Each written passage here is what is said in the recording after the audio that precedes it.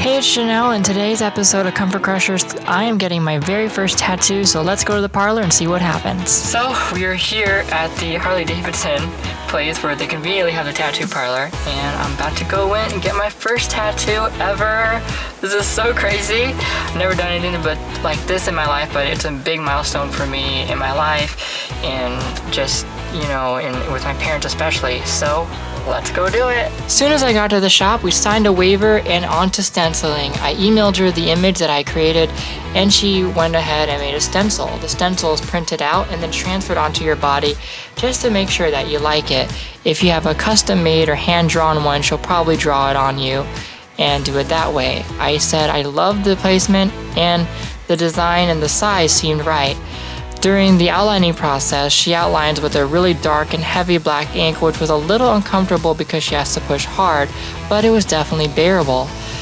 During the coloring process, however, I actually fell asleep because I really enjoyed it, and it felt kind of good and relaxing to be colored in. I don't know how to explain it, but I know that I did bleed a lot and it took a little longer than expected.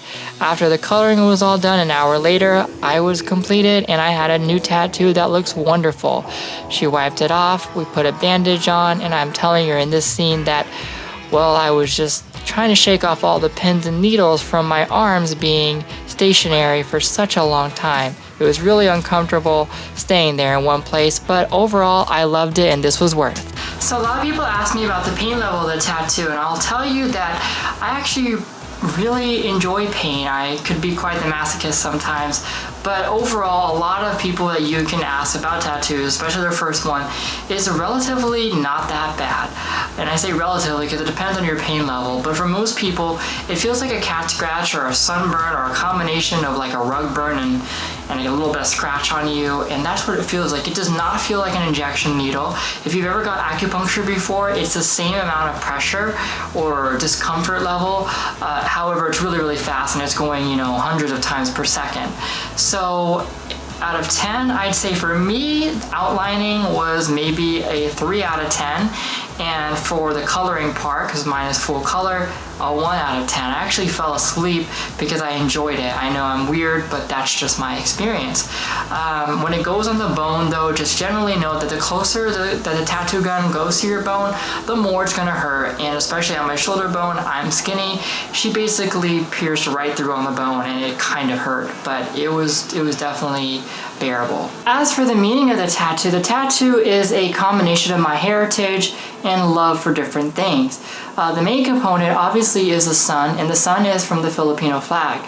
I'm Filipino and Vietnamese, and so I wanted to pay tribute to my family and to my parents especially, who I love to death. And so it's a Philippine sun. On top of it is the old southern South Vietnam's democratic flag, which is a yellow with 3 red stripes. I wanted to have them interlocking or interchanging or some kind of combination, and I figured the best way to do it is to put the flag right on top of the Philippines so it's very obvious they're the same color, and it just worked out beautifully.